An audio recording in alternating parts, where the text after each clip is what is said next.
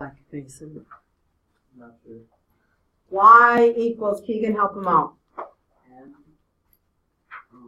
times x minus x1 plus y. So when I look at this equation and I asked you to give me a point, what would you tell me as I look at the point on this one, Logan, from this equation that they gave me? Y equals negative 1, 6x minus 4 plus 1. What is the x1 and the y1?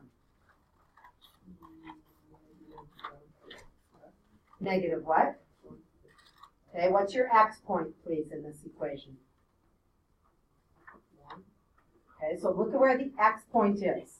When I look for the x point, it is in this parenthesis with x minus. What is your x coordinate? 4. And since it's a minus, it's going to be 4. What is the y coordinate? Negative 1. So, the easiest thing for you to do, and those of you that are not understanding these and you're kind of taking you a while to go, I'm not sure where this is, you need to study those Quizlets tonight a lot. You need to do online. I put an online practice quiz on Pearson that's like 25 questions, and the only thing you don't have to do on that is the direct variation. But in this one, I should have been able to see that you went all the way over to this point 4, 1. That has to be a point on your graph tomorrow when you take the quiz, 4, 1. And then the next piece of information was what, Cassandra? That our slope was what? Careful, what's our slope? That's our m in front. Negative 1, 6. And I need to know that slope is always rise over run. So at this point, I'd be going down 1 and over 6, and I can't do that. But I do know that my line has to slant downwards because that's a negative slope. So I can go up 1 and I can go back 6. And I might only have these 2 points. And you can tell the reason they didn't write this equation in slope-intercept form, it's pretty ugly in slope-intercept form. Because you cannot tell me that this is negative 1 point whatever. It's pretty hard to tell that. And that's why on, I think it was one of the questions, and we'll see if it's one that we're looking at, where they asked you to write it in slope-intercept form, that it wasn't nice and easy. So that's what I needed in this equation, okay? Like I said, those ones that I handed back, the reason I handed back is most of you didn't have yours done correctly. Answers are in the back. So as I am taking a look at number 15, number 15 said to write the equation, or tell the x and y intercept. Find the slope and find the y-intercept of each equation. So if I look at 15, first thing, 15 is not in slope-intercept form. Slope-intercept form, Zach, is y equals?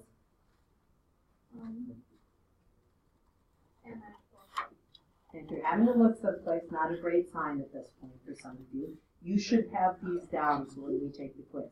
So I'm looking at this equation.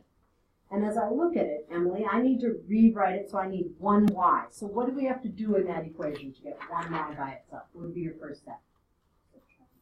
Subtract 6. So I have 3y is equal to, we're going to have a negative 2x, and it's probably easier looking at your workbook that you guys should have done for today when you walked in the door. And now we are, in this case, subtracting 6, so we're going to have minus 6. Yeah. Plus negative is fine. What would you do next, Maria? Because this is not slope-intercept yet. Divide everything by 3. So when I'm dividing it by 3, my final answer as I'm looking at 15 is y equals, I'm going to simplify my slope to 1/3 x minus 2. This is the only way, Lucas, put your head up, please. This is the only time and the only way where you can see your slope and y-intercept. And now you would tell me the slope is 1/3. And the y-intercept is equal to negative 2. Yeah. Oh, was it negative 2/3? Yeah, my fault. Negative 2/3. Negative 2/3. Oh. Negative 2/3. I can't read my own writing right now. Okay. Question 22. You will see one like this on the test. Sam, if you were going to explain to me the first thing you had to do, what would you tell us to do in 22? First thing I had to do was find the Okay, and how would you do it? X y2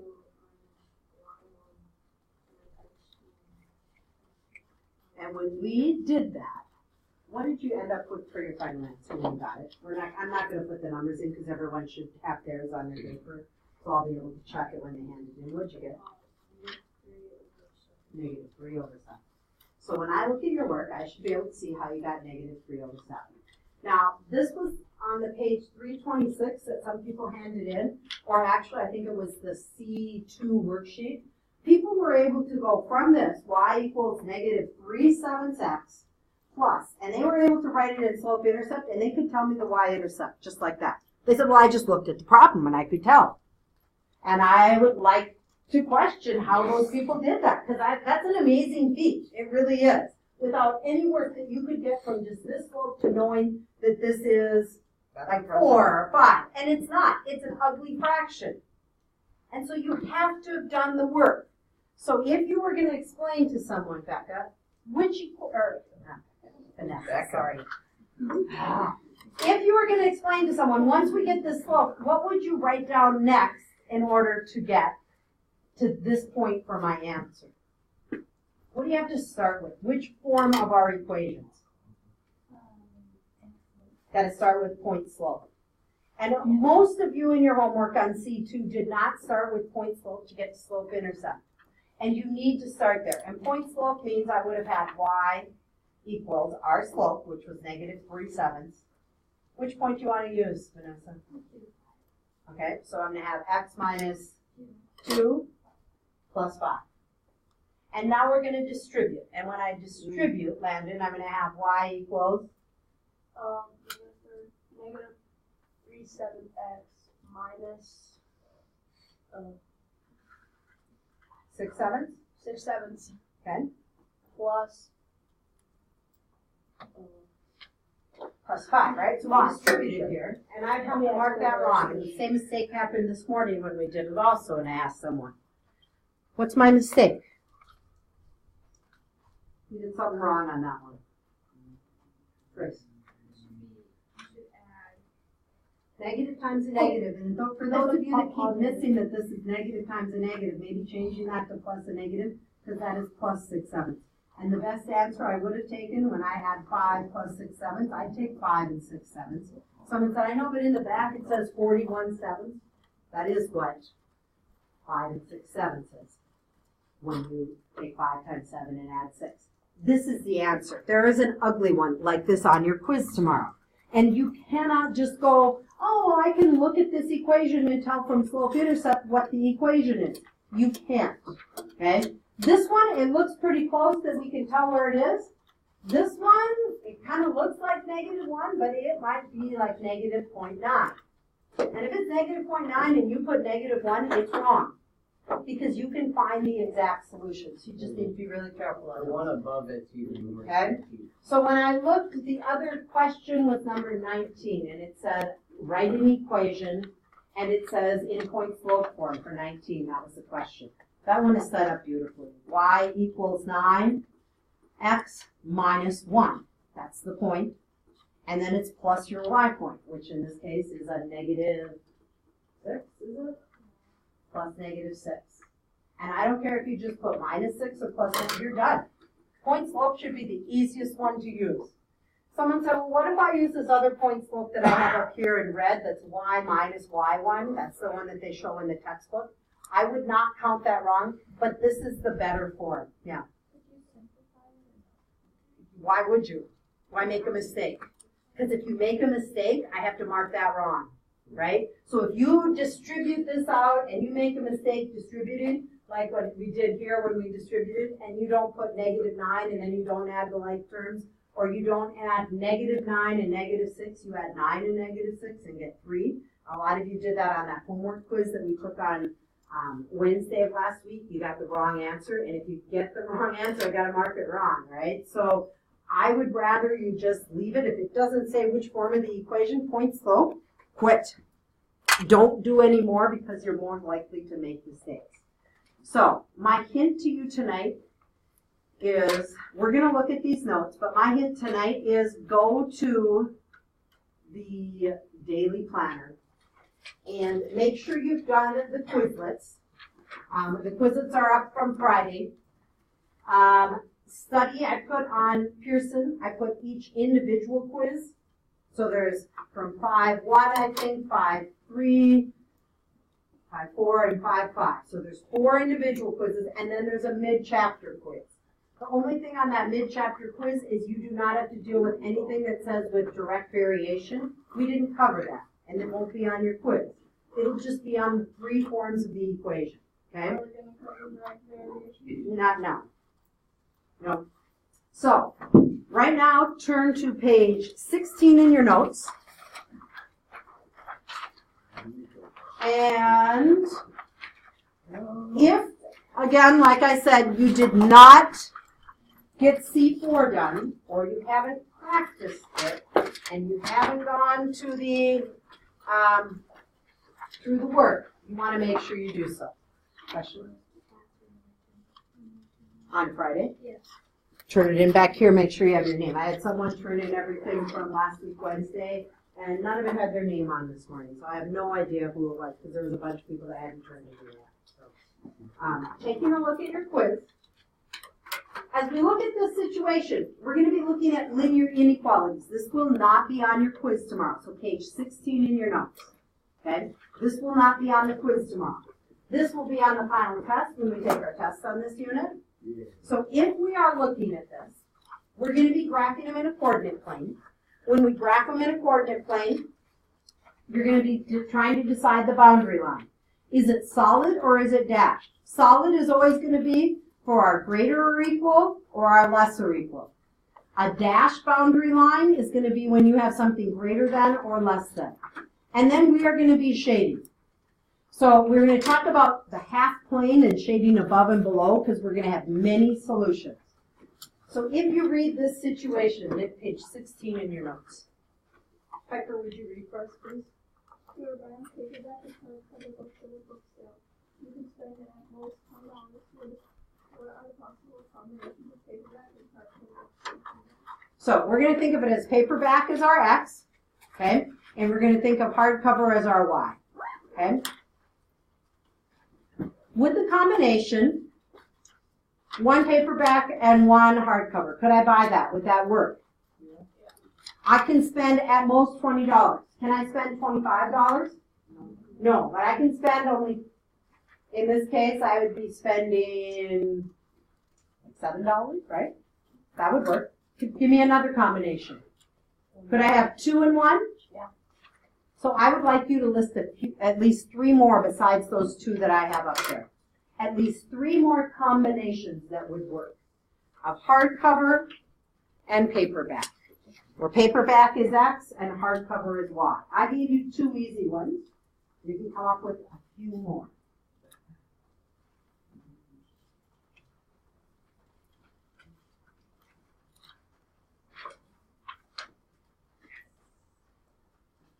So, another one, Nick, could be what? 8 and 0. I could have 8 paperback and 0 hardcover. Another one, Emma.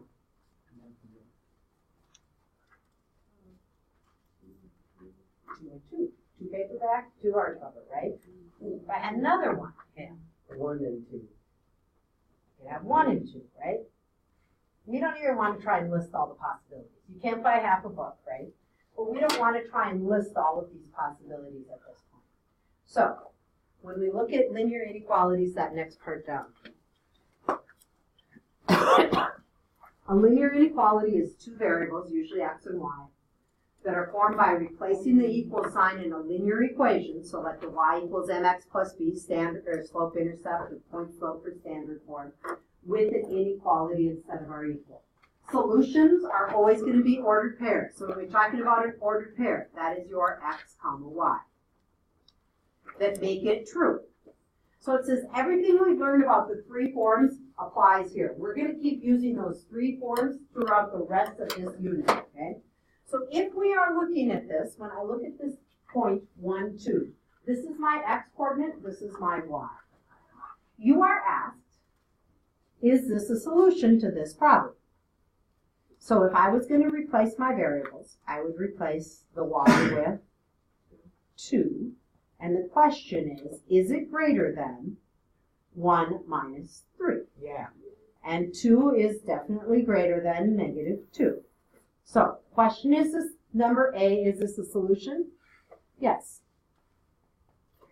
Now we're looking at this being our x and this being our y, and now we want to check, is this a solution? So, replacing your equation, instead of y, we are going to put negative 7. And the question is that greater than negative 3 minus 3? Well, negative 3 minus 3, that's the same as plus a negative 3. So is negative 7 greater than negative 6? No. So is this a solution? No. So when you're shading, if you find something is not a solution, that's where you're not going to shade. Where this point is a solution, you're going to shade on that half of the line.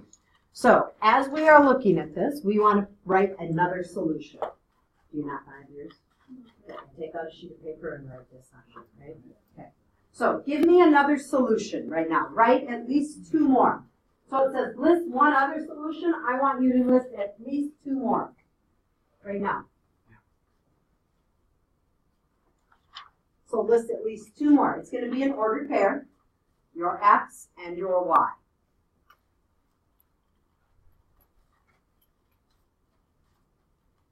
Please make sure this is your shaded part in your notes, okay? These first few examples, I don't know why, but the notes hardly show like where the shading is. You can't tell the difference. So please shade where the yellow part is up here, okay? So instead of listing the thousands of points, we're going to use shading. First thing we're going to do is we're going to graph the boundary line, okay? It's going to be a solid line or a dashed line. When do we use a solid line? If we have greater or equal or less or equal, okay? It's going to be a solid line. The reason it's solid is because it's equal, right? So in this case right here, we have a solid line because it is equal. Because of the less, and it's mostly because of the equal part of this that we put a solid line.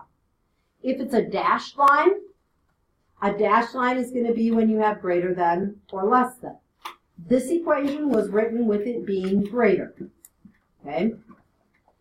The next thing is that you're trying to decide where to shade. It says shade the part of the graph that includes all the solutions. It's either going to be on one side or the other side of your line. So once we draw this line, here is my hint to you. When we are shading above greater or equal, you will shade above the line. So even if it's a slanted line, like this one is slanted, this is read as y is greater than 3/2 x minus 1, it is shading above. The other time is that if you have an x equals, x is greater or equal, then you're going to shade to the right. Or down. Not for x. Okay? So, if you are looking at having an x, then you're going to shade to the right, because those are where the numbers where x get larger. If you are thinking of a less or a lesser equal, you're going to shade below. And if you look at the second one, it says this is y is less or equal. Less is usually below the line. And again, if you have an x with a less than or x with a lesser equal, you're going to shade to the left. Okay? So again, as we read these equations, this one is read as y is greater than. Is this point 0, 0 a solution? Yes. And if I plug in 0 for y and 0 for x, 0 is greater than negative 1. So I should shade on this side. So you could always pick a checkpoint. 0, 0 also makes this one true. And I would plug in 0 for y. 0 is less or equal to a positive 1. That's true. So I shaded in the right spot. So in order to graph this, it says step 1, graph the boundary line. Think of it with an equal. This is in which form? Slope-intercept. Slope-intercept. So easiest thing might be, let's start our beginning point. What is our y-intercept? Our beginning, our y-intercept is 0, negative 2. Mason, if I was going to place this on my graph, where is 0, negative 2? On the x-axis. No, y-axis. So tell me where to go from 0, 0. Go down. Go down 2, right? Keegan, once I'm at this point, what do we know our slope is in this equation? 1. I might put it as 1 over 1, and I might think of it as rise over run. So if I'm looking at this one, and tell me what I'm going to do from this point at negative 2.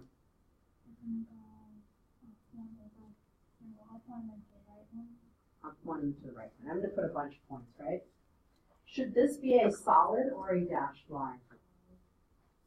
Look at your original question. It is greater than, so this is going to be a dashed line. So I'm going to put arrows on it, but it is dashed. We read it as y is greater, right? Y is greater. And greater we think of as being above. Wait, how do you know if it's dashed? By looking at the inequality. We just put that in your notes on this page, or how you know up here if it's dashed or solid. So make sure you go back to that, okay? So, it was greater. We think we should shade above. But before I totally shade above, I want to pick a checkpoint and check it. The easiest checkpoint is 0, 0. If I plug in 0, is that greater than 0 minus 2? Is 0 greater than negative 2? Yes, it is. So I am going to shade where that point 0, 0 is, and I'm going to shade this whole thing in. You will not have one of these on the quiz tomorrow. This will be on your test at the end of the unit, okay? That'll be your first grade on second quarter. This is going to be your last grade on this one, okay? If you would have picked this point is located at 4, negative 3. If I would have picked this point 4, negative 3 and plugged it into this equation, negative 3, is it greater than 4 minus 2?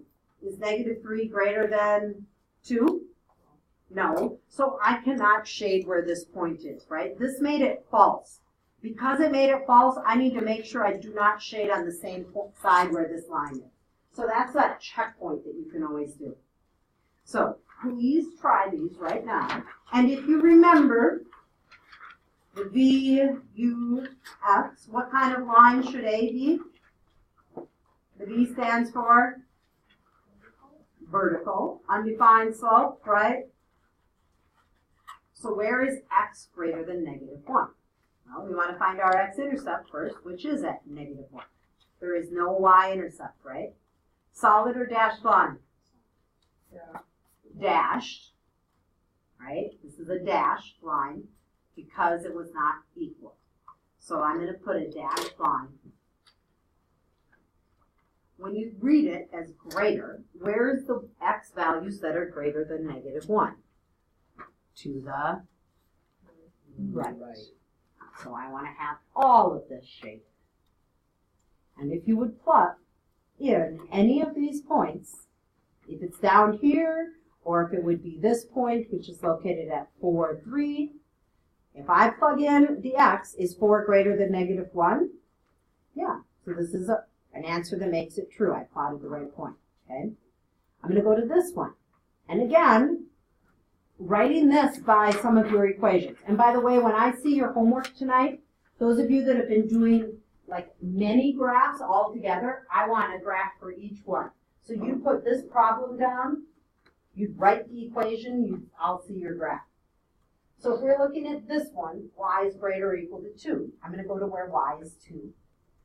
And this would be a solid line. H is for horizontal, 0 slope, y equals. So y is greater or equal to 2. Well, 3 is greater or equal to 2, and 4 is, and so I should be shading above. Anytime I see greater, this is telling a solid line, greater is above. Okay? Someone said, but here greater isn't necessarily above. No, because you're looking at a vertical line, so you have to go to the right or to the left. Thus in the notes, that's why I said in the notes, that you either go on this bottom part right here, Shade to the right or shade to the left, okay? So, reading the situation. Maria, want to read it for us? Well, how do you can spend no more than $12 enough cost $2 per pound, cost $4 per pound. So, we are asked to write an inequality for this. First off, which form works best for this situation? Point slope, slope intercept, standard. Standard. So that's why we've had the three forms before you get into all the story problems, because you need to know which form works best. And in this one, we know that we can spend no more than 12, which means it has to be less or equal to 12. If you look at the graph, they are telling us peanuts are our x and cashews are our y. We are asked to write an equation, let x be the amount of peanuts, y be the cashews, graph it, and then determine a reasonable domain and range. So I am going to be writing, Natalie, how much is each peanut cost per pound? $2. So I'm going to have 2x plus, Lucas, how much for y, how much my cashews cost per pound? 4y. Yeah, sorry, I forgot you didn't know. Okay. So if we are looking at this, Grace, I need to find my x-intercept. When I look for my x, because standard form is perfect for x and y intercept. So x-intercept is going to be when I have 0 for y and I'm trying to find x, right? So if y is 0, what would my new equation be? 2x, right? But I don't have y, so 4 times 0 gives us just 0. So 2x equals 12. Do you agree? What's going to be your x-intercept? Divide both sides by 2. And what do you get? 6. What'd you get, Grace? 6. So I'm graphing the point 6, 0. That's way over here, right? I now need my y-intercept. The y-intercept is when we are looking at x being 0. And I'm trying to find my y point. So I'm going to go back to this original equation. 2 times 0 is 0. So I'm going to write down 4y equals 12. And I'm solving that one. Okay, what do I need to do to solve?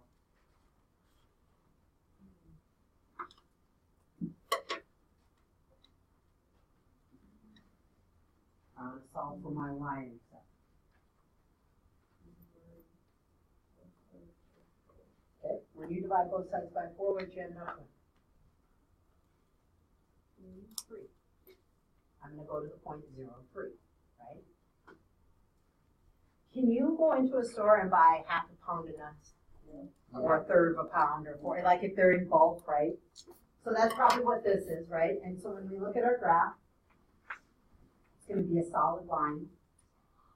And if I'm looking at all the solutions, I am looking at every point here. But now I need to look at my domain and my range. So, wow. Domain. Okay, what am I looking at for my domain, for my x values? You can get 6. Okay, x is less or equal to 6. That'd be the first part of my domain, but what else? And more than 0. Greater or equal to 0. Okay. You have to buy some nuts. You do not have to buy, in this case, any peanuts, right? So the least would be 0, the most would be 6, and it would be for all real numbers, because you can have a fraction or a decimal, okay? Sam, what are we going to have for our range? 0. Greater or equal to 0, less or equal to 3.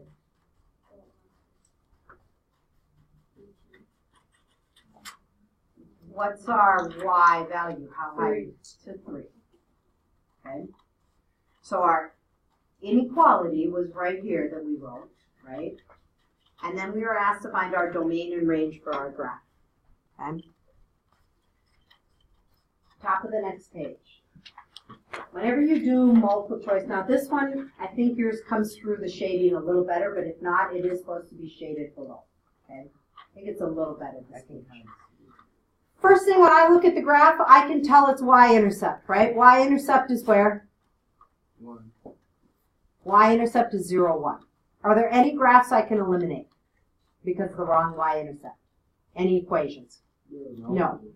Look at my slope. My slope is what? 2, or 2 over 1. So right away I can eliminate B. Has the wrong slope, right?